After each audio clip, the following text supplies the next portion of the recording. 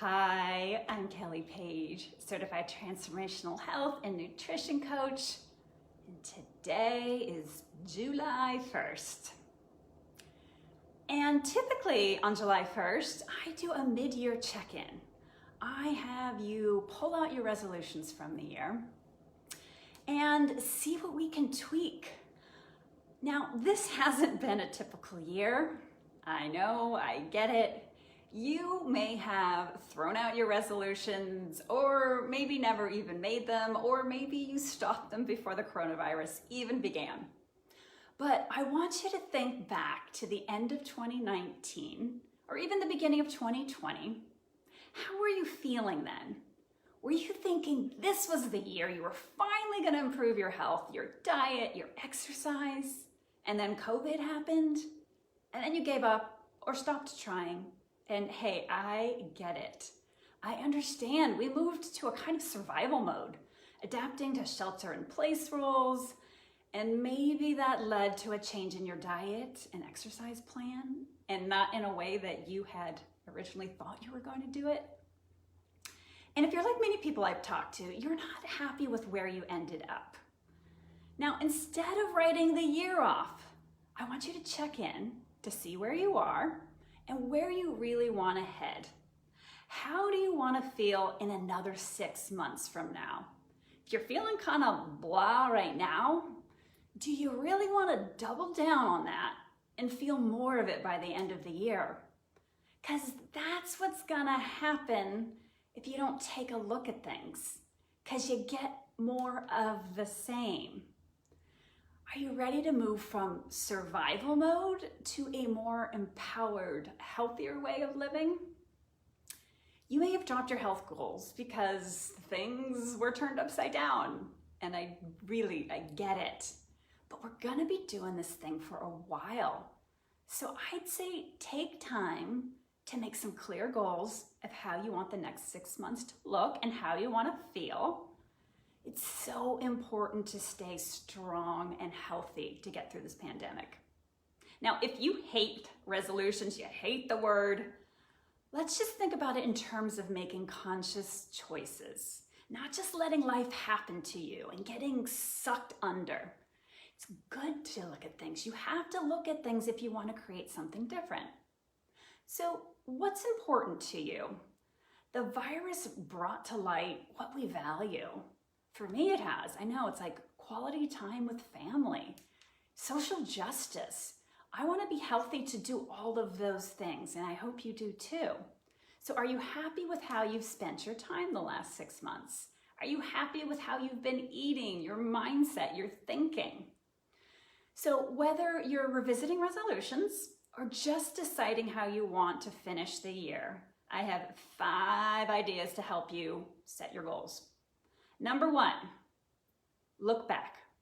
Now, I'm not usually a big fan of looking backwards, usually not a big fan of dwelling in the past, but I like to use it when setting goals to see what we can learn from and what we want more of.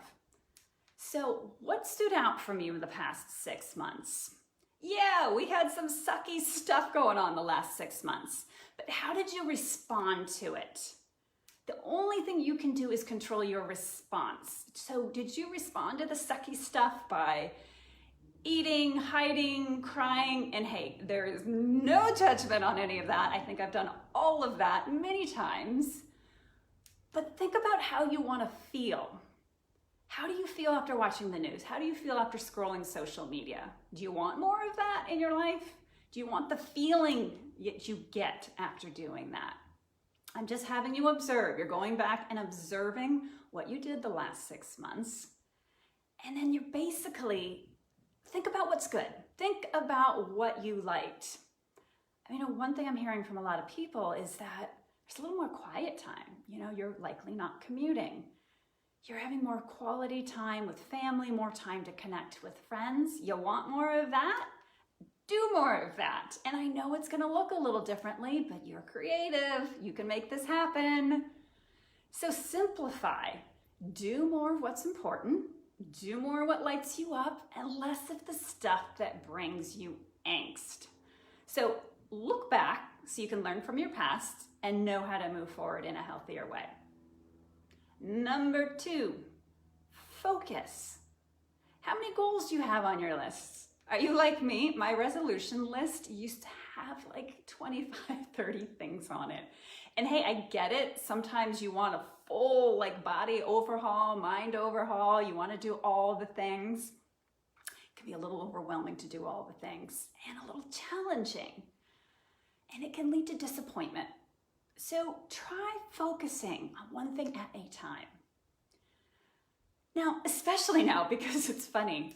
Did you see people at the beginning of the coronavirus? They were like, I'm gonna paint my house and learn 5 languages and, lose 50 pounds, and then really just ended up in front of Netflix with the glaze eating ice cream. Again, no judgment. But do you want to continue that? Do you want to do that for the next 6 months, year, whatever it is? So be realistic on your goals, because too much can immobilize you, right? Get clear on what's important. You know, I love going to shows and talks and concerts, but I really just miss the quality time with my friends. So how can I get more quality time? How can I put that as a focus? It's really important to remember all of that and to just narrow it down. And I also find that when you start lifting one area, other areas come up. Let's say you want to get healthier and you start by looking at your diet. When you start looking at your diet, you tend to start thinking more about exercise and moving your body and what other decisions can you make. But focus on one and not 20 at the same time. Which leads me to number 3. Break your goals into smaller pieces. I see this with my coaching clients. They come in, they're frustrated, they haven't lost 30 pounds in a day. And then they say, what's the point? I'm just gonna eat cake, it doesn't work. You gotta break your goal down into smaller pieces. To establish a habit, it just takes time. And you have to go slowly, but you have to move forward. The key is moving forward. I always say an object in motion stays in motion. So it's all about taking the steps, even if they're micro movements. Those micro movements are so important. So thinking big, it can be inspiring, all the things you want to do, but also overwhelming, and it might lead you to do nothing at all. So break your goal down into very small pieces, and then just keep taking little ones each day, because that propels you forward. Number 4, play to your strengths. There's no shame in changing your goals after you've tried.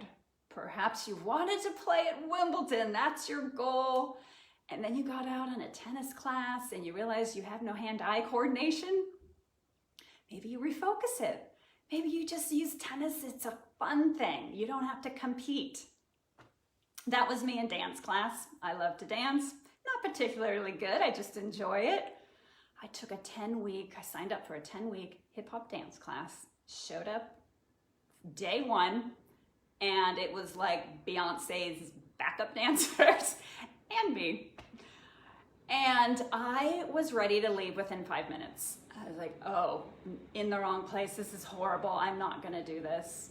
I stayed, and then I ended up having some fun, and I thought, you know what, I'm just gonna do it. I don't need to be Beyonce's backup dancer. I enjoy dancing, I'm gonna dance even if I'm the worst person in the room. So it can be good to look at your goals. You can't be great at everything. Know your strengths. Make sure your goals too are yours and not someone else's. Not something you've carried since childhood they're doing to please someone else. Make sure you really want to do it, because then you're gonna do it if you're committed to it. And, be okay dropping goals that no longer serve you. That's okay to do, but try it first. And number 5 is to persevere. Starting something is hard. Creating new habits takes time, and it takes some grit and dedication. You're gonna hit some obstacles, but you have to want it enough to keep going. You gotta show up. And sometimes you need help. You need help. You need a path. You might need some hand holding. And that's what I do. I help people achieve their health goals. I create a plan, so you know what to do every step of the way. And then I'm there to help and hold you accountable, to cheer you on, to pick you up, and to get you to the finish line to achieve all of your health goals. Now, I know it can be hard to do all of that, and family and friends, they want to help, but they don't know how. And I provide the tools and support to help you realize those goals. So if you're interested in really finishing the year strong with a healthy body, increased energy, and a calm and peaceful mind, let's talk. I have a link below for more information. You can also just send me a message. And I hope you keep moving forward with your goals so you can feel great when 2020 comes to a close. Thanks.